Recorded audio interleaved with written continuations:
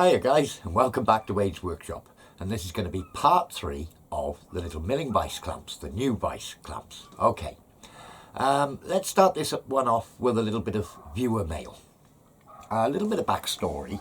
I was approached by a chap called Kimber Zelic. I'm going to put a link to his page in the description, okay? Now, he is in the US, and his uncle and his father, and I believe several members of his family going way back, were tool makers. It's not a trade he took up. But I think he's retired now, and he'd always fancied having a little lathe. And basically, I think his children clubbed together and got him one, a little lathe, I think, for his retirement or what have you. And he's absolutely loving it. So, and he's taking his first tentative footsteps into scratching metal, shall we say, which is what we all do. And he's learning, basically teaching himself, and through watching other YouTubers, he's teaching himself to use the lathe. Very early days for him, but he's got a little YouTube channel, and he's showing his adventures or his first footsteps. And yeah, it's great to watch, actually. He's a nice guy, Kimber. Anyway, he reached out to me and basically said, oh, hello, I got a cat jumping around on the roof. No, that's not what he said. No, what he said was that he's basically inherited I believe it's his father's tools, and he's got a few bits that he said he's never likely to need, and offered them to me. So a parcel arrived in the post, and I'll show you what's come. And thank you so much, Kimber. And it's Kimber Zelic. His link is going to be in the description below. So, start off with a set of Starrett small hole gauges, the number S830F small hole gauges. And basically, I'll bring these up to the camera. Yeah, they're from 1/8 of an inch up to 1/2 inch, and these are the little Starrett small hole gauges. Yeah, excellent. I'm definitely going to find a use for those. Thank you so much. Again, another little Starrett part. Mystery object to me. It's Starrett. There isn't a number on it. It's the LS Starrett and Company, Athol, Massachusetts, USA. I think it could be to go in a height gauge, perhaps a DTI holder to slip in the height gauge, and maybe, you know, it may be part of a kit of parts for something like that. You could also use it in a tool post with a DTI. I'm not exactly sure. Yeah, if you know what it is, let me know below.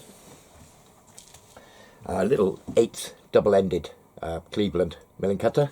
Excellent. You can never have too many. Oh yeah, a Walton 5/16 tap extractor. Useful little bit of kit. I know people use these. Sometimes they'll get you out of trouble. Sometimes you'll snap the tap extractor. But yeah, 5/16 Walton tap extractor for removing broken taps. So yeah, very useful. And another mystery object, again, it has got a number on, but until I get my magnifying glass out, I'm not exactly sure. Again, it's Starrett again. And if I push the end out, let me see if it'll focus. You can see it's got the little V grooves on the end, one either side, and you can tighten it up here. So again, yeah, I'm sure if I looked at the number, I'd find out exactly what it is, but it's a new tool on me, and I haven't seen one before. So again, comments below if you know what it is. And all those items were sent to me by Kimber. And thank you so much. And that's Kimber Zelic again, description below. Oh, wife bought me a new t-shirt. Yeah. Always right, just to save time. Epic. I'm liking that one. Right, another parcel arrived from a regular subscriber, and a guy that sent me parcels before is from Matt's. And I'm going to have to dig that out, so I'll just get hold of it. There's a few bits and pieces.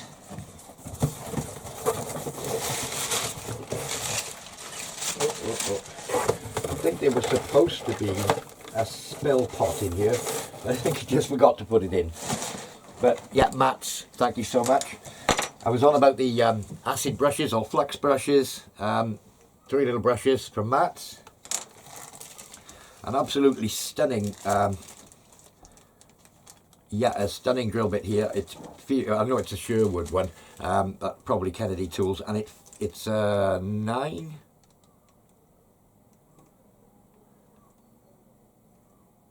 Yeah, it's a Swiss Tech 9.8 diameter SR 1020 drill. Yeah, it's a double pointed spotting drill. So yeah, thank you very much for that. I know it's a long one rather than a spotting drill, but it is double edged on the end. And finally, I'm very pleased about this. I'm going to have to stop saying I'm going to have to get things because people send them to me. Mats, thank you so much. Yeah, I said I needed a larger countersink, and he sent me a 25mm countersink. So Mats, thank you very much indeed. Various people have sent me stickers recently and reached out for me to send them stickers, and I have to hold my hands up here and apologise. With this current climate of the bad flu, I'm in lockdown here in the house, and pretty much have had to keep away from people for the last few weeks because of health concerns myself. So I haven't had the opportunity to get anywhere near the post office, and for international mail I have to do it at the post office because they weigh the parcel and then price it accordingly. I can't just buy stamps because you can't get a price, so you don't know how much stamps to put on. Anyway, that's another story. So I apologise I haven't got them out, but hopefully when all this blows over, which hopefully isn't more than 2-3 months, I may be able to get those posted out. But all the stickers are in envelopes ready to go. So I've been yabbering long enough. Let's get on with it. Part 3 of the new clamps for the new vise. Cheers, guys. I've got to cut myself a piece off the end of this bar. I need 4 pieces. I haven't got a piece of appropriately sized stock. So 1, 2, 3, 4. So if I reverse that now, 1, 2, God, 3, this is playing havoc with my hands, 4, and right, okay, so that'll do me. God, I gotta get myself a bandsaw, that's hard work. You can use the practice, but as I took them off, I made sure they were all squared up. So yeah, happy days, and they're the correct size in this dimension and this dimension. I just need to square the ends up now. The rusty end of the bar was a problem. I can never seem to be able to square them up when the end of the bar is real rusty. So yeah, you've seen the method before. I'll put the block on the side of the vise and just square up the ends to make them all the same length.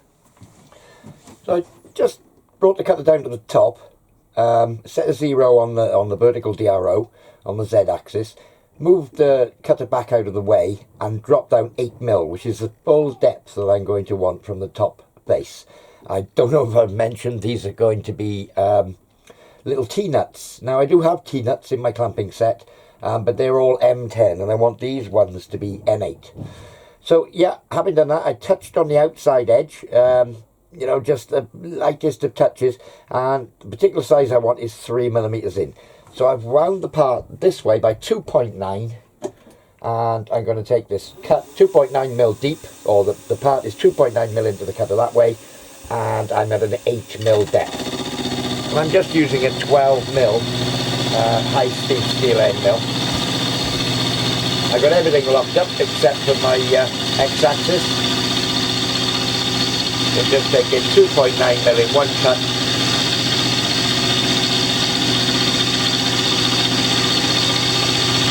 It's a nice sharp cut that the milling machine seems to be able to cope with this no problem whatsoever. I will put a little dabble of cutting oil on it for the final cut. But yeah, I'm not generating any great heat here. I'm just taking it easy. And I've got the cutter running at, what am I running at? 920 RPM. Again, I'm not forcing the issue, I'm just going nice and gently off the end. So that's 2.9mm off the base. So just loosen my machine in Y, move over the final 0.1 as the finishing cut.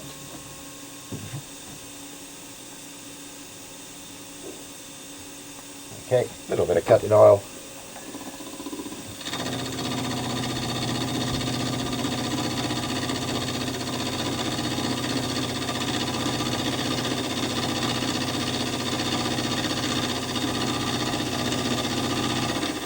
And that's basically the step on the one side done, 8mm deep and 3mm in. So in theory, if I got this correct, I should be able to spin the blocks around 180 degrees, put them back in, do exactly the same again. It should leave me somewhere near finished size. Yeah, so I do want a bit of clearance in the slot. These are not keys into the slot. These are going to be running T-nuts. So yeah, you don't want a great tight fit on the slot. So we'll see where we end up. So I'm going to do all 4 of them up to this stage, and then spin them round, do the first one. We'll have a measure up. I may have to do a slight adjustment, and that will be the T shape of the T-nuts done.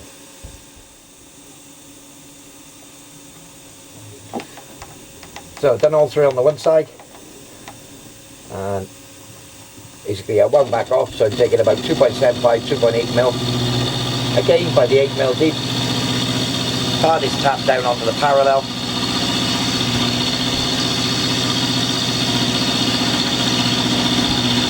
And we'll machine the other side. I'm just going to take a quick measure of this when I'm done on this pass. It should be 0.2, well, around to the same reading as I was on the other side. And I know I've got that T central about. Again, I'm not worried if it's a flower tube, as it is going to be a running fit in the T-slot. And I will try it in the T-slot before I move on to the next one, as it were. So that's that one. A quick measure up. Again, caliper measurement will do for this. I'm looking for somewhere around 11.9mm finished. It's actually 12mm it's reading, so I'll take the final 0.1.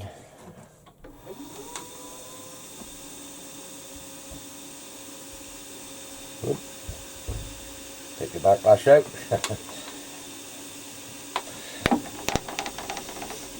See, I'll just run this cut across. Nice little finishing cut.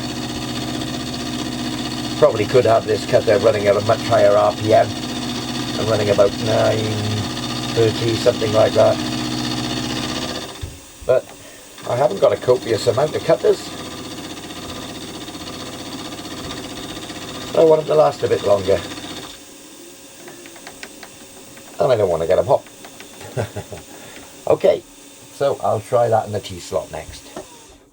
So I'll just show it the T-slot. Okay, well, fits in there nicely, and the important thing is that when it pulls right up, it's still below the surface, which it is. There's a good millimetre there, and it fits in there quite well. Okay, so I think we'll go with that size on all of them. Yeah, there's, well, there's clearance there, and obviously there's a few lumps and bumps along this table, bits of waxy stuff or what have you that's left over. It's going to make quite a good tool for cleaning out the T-slots. But yeah, there's just the slightest wiggle. So, happy with that. Same reading on the others. So I've picked up a position, centre line of the T-nut, centre line the other way. I've already centre drilled them, and 6.8mm drill.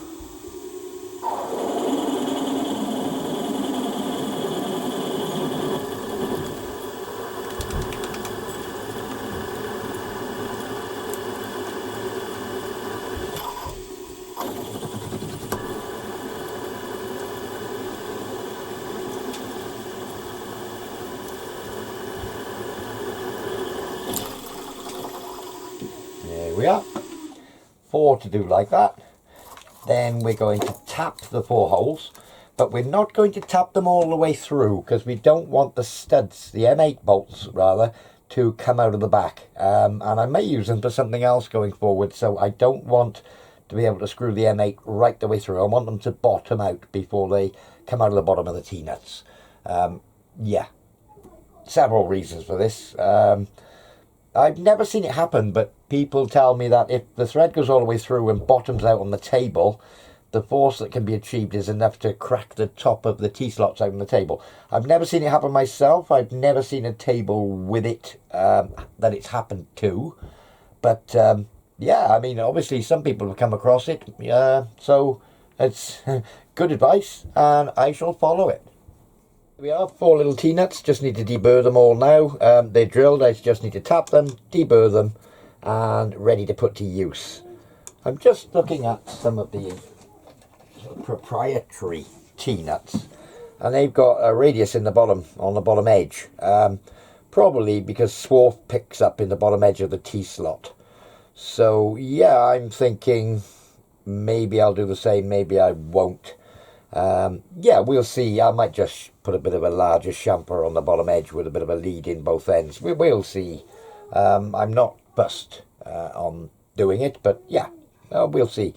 I think I'll probably try them, and if it causes me problems, then I may do that at a later stage. So I think I've got the general idea set up now for all the parts for the new clamps. Right, let me just get my spanner. And I'm standing in a nice crunchy piece of swarf. Right, okay. This obviously is loose on top here. So yeah, I've got the vise up, just nipped onto the parallel, and I've got a clamp right in the middle of the vise. So this is purely for setting up. So I'm just going to nip that clamp. Okay, I'm going to need my little knocker. So if I just, in fact, if I come to the far end, oh, I think I'm going to hit the tripod with the end of the table, am I? Well, no, I'm all right. Okay, so I'll just wind into a 0.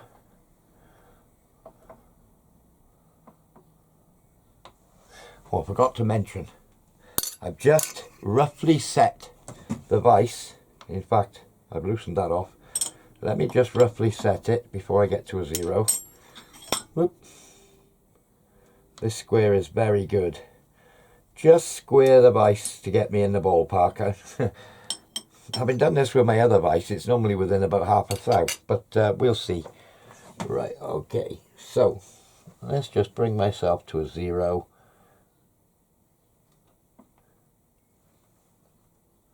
Okay, I've locked the table in the y-axis, so I'm going to wind to the other end.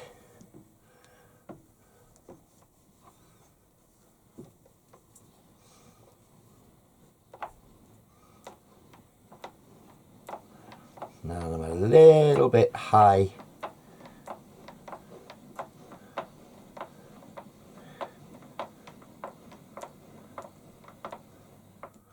Yeah, a little bit high on this end. Okay, so if I tap the back corner of the vise here,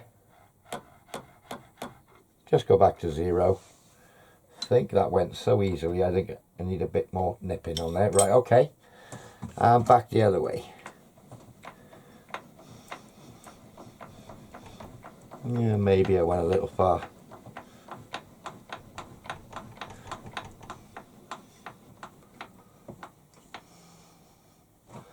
A little bit high on that end. Yeah, I did go a little far. Okay. Let's try that. So where are we? Let's just reset that 0. We know where we are. Whoops.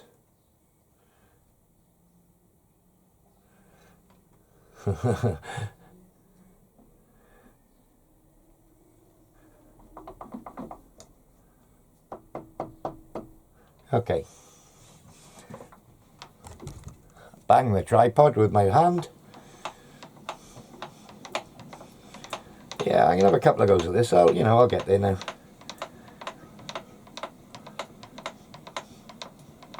Actually worse than it was before. Not a problem. Let's just...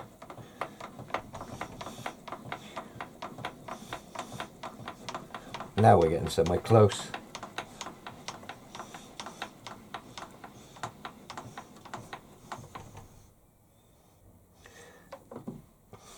Call that 2 lines, that's 1 thou. We'll call it 1 thou over.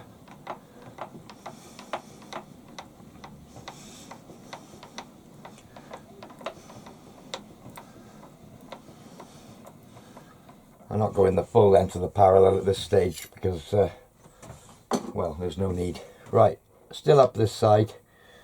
Probably be able to just... It's still revolving quite easily. Let me just tighten a little bit more. I have got a little piece of aluminium under the toe of this clamp. Just thought I'd mention that. I don't want to go marking the top of the vise. Right, so that's the thou over.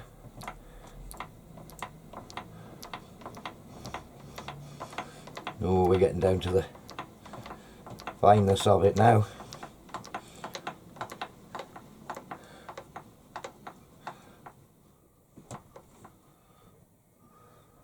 Thou over, but 2 thou over. Okay, we'll call that 2 at the start. I'll go back the other way.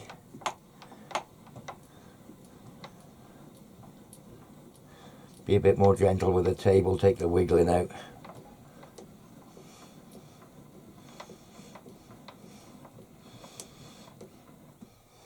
Okay, yeah, pretty close. Right. So that vise is locked in that position. Now my plan is, bear with me 2 seconds. These 4 blocks, the base blocks as you saw them, that now have, or I haven't actually shown them yet, the T-nuts on the bottom, the T-nuts we've just made. 1 on 4 corners. I'm just going to make sure that there's no dirt in the side of the vise. I'm going to keep an eye on my clock. I'm going to push that just touching against the vise. And I'm going to nip that one. I've left the clamps on the top.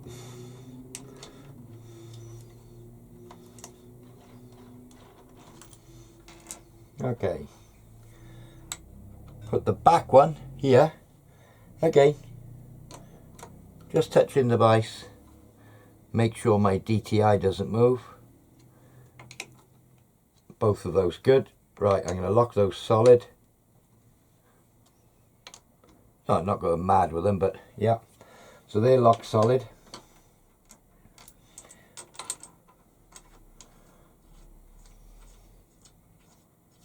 Put the clamp on here.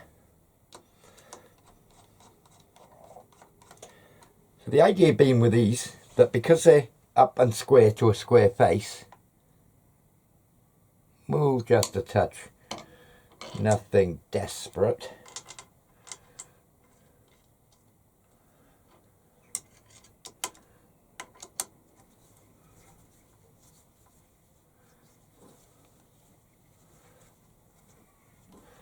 And a clamp on this side.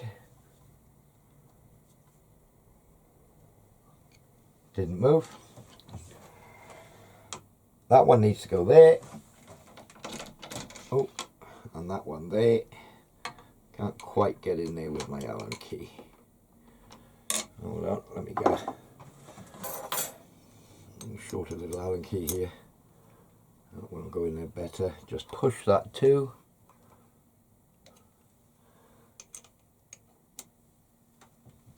Tighten that one. That one's pushed too.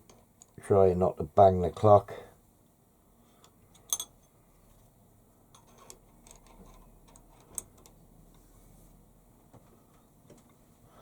Push that one too. I'll push it home, shall we say. Right. We'll put this clamp on and the one on the other side. And that's the 4 clamps then going to be in position.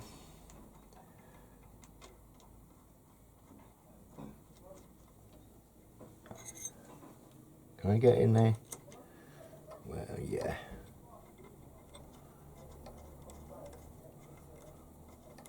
Oh, I'm banging the clock. Alright, it doesn't move particularly. Is that one tight?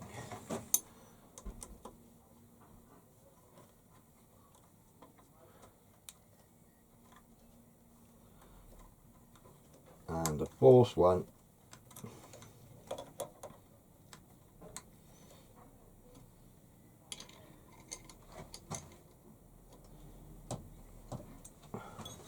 Okay, no particular movement in the clock. Let me just check the travel again. Let me just come off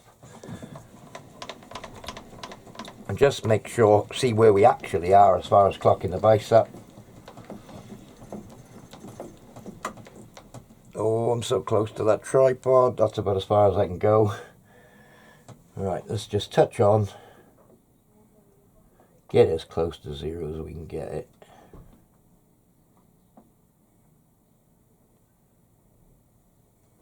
Okay. Right, let's just traverse again.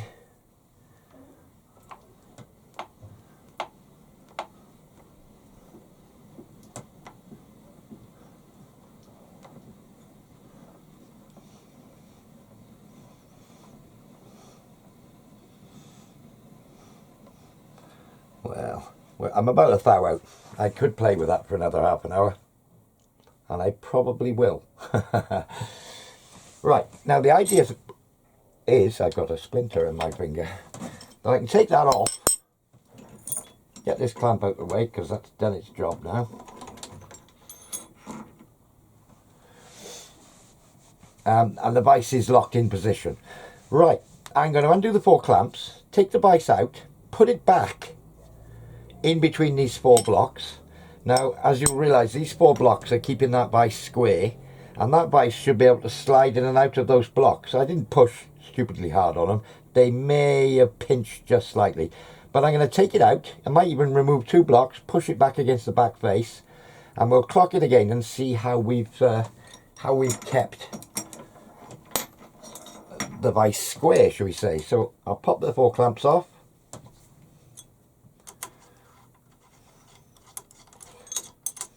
Don't need to take them all off, I probably could just loosen them.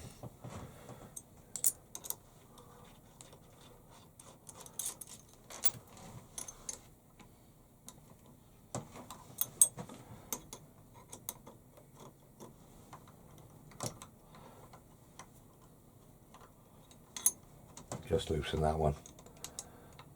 And this one.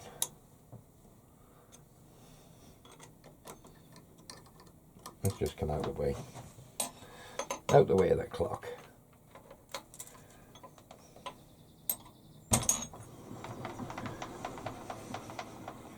Better, I can get out of it now. That vise is locked in there now by the 4 blocks. And these clamps were just holding it down hard on the table. I wonder, yeah, I can move the vise. Yeah, in and out. So, let's, well, theoretically, let's actually do it. I'm going to undo the vise, take it out, take the parallel out. Right, take the vise away completely. I haven't loosened these 4 bottom blocks. I'm just going to pop the vise back on the table. That's a darn good fit in there.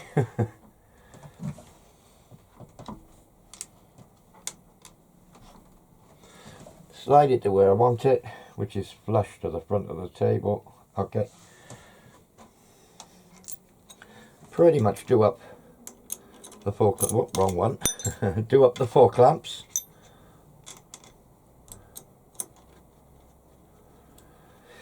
The beauty of this is the 4 blocks are holding the vise solidly in its fixed position against pressure of cut.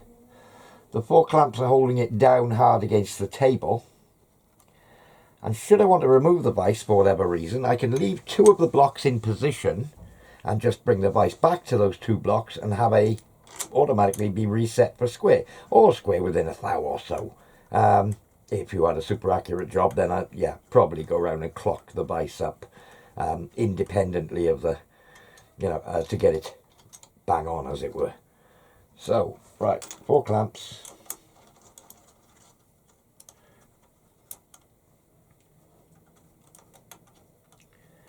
Of course, the other beauty is, because they're similar size or similar length vices, I could use these 2 blocks and swap between vices. I could put the other vise on with its own clamps in the centre, push the other vise up against the 2 stop blocks, or the square datum blocks, shall we call them, and when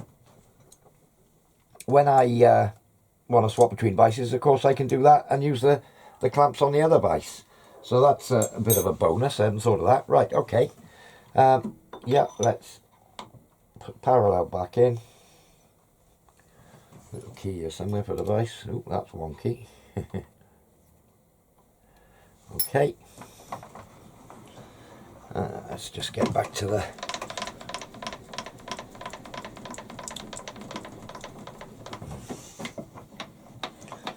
I'm getting so close to hitting the tripod. Okay. Give myself 0.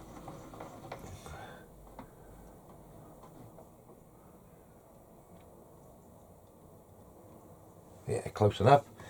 Right, okay, so we're just over the 0 mark. I've had the vise off the table.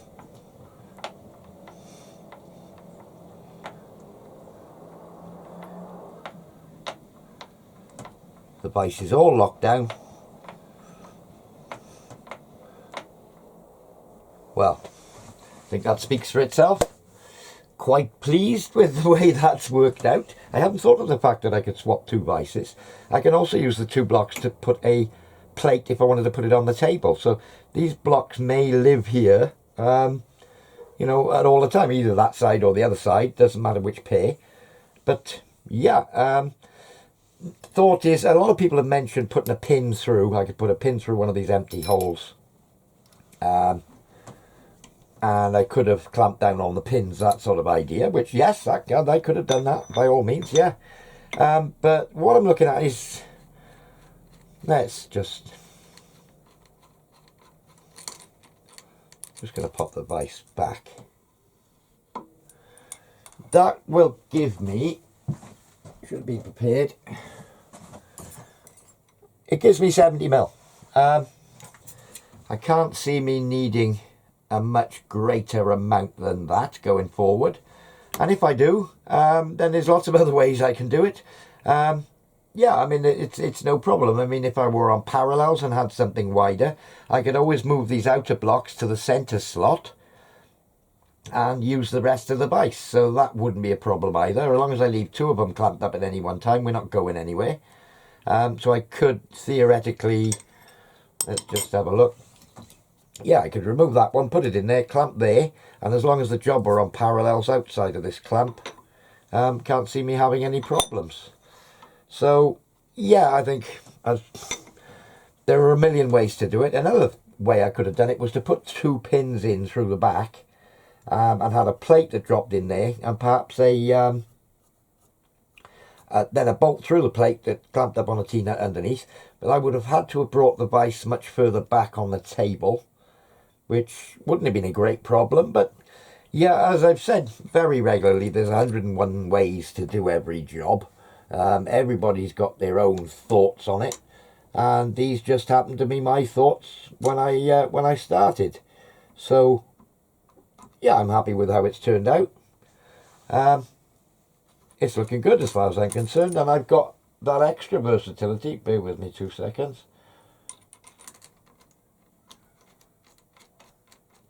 There we go. Got it back in. Yeah, I got that extra versatility, but I've got fixed stops down which I can use as a square reference to the travel of the table. Still haven't got around to cleaning the clock up, but well, there we are, guys. I'm going to blacken these up now. Oh, I just will mention that the underside of the T-nuts in the slot, when they're fully clamped up, there's a 1/2 mil gap between the block on the top and the T-nut, so they're permanently clamping. They're not clamping hard against the top block. They're clamping hard, and basically clamping hard on the table. So yeah, bit of chemical bluing. I need to get myself some more brake cleaner. I like to spray parts with brake and clutch cleaner prior to chemical bluing as a degreasing. Sometimes I wash them down in, you know, fairy liquid, that sort of idea. Pair of rubber gloves after, so I'm not getting oil off my hands on them. And then I'll put them on a bit of kitchen roll or, you know, something absorbent, and spray them all over with a bit of brake and clutch cleaner before I chemical blue them. So I'm out of brake and clutch cleaner, so I can't chemical blue them just yet. I find if I don't use the spray, I get more of a mottled surface. I just can't seem to get all the traces of grease and oil and even oil off my fingers, off the parts before bluing, but never mind. There we are, guys. I think we'll call this one a day, and perhaps at the start of the next video they'll all be blackened and what have you, and I can show you them again. Thanks for watching, guys. Thanks for subscribing, and we'll see you all very soon. Cheers now.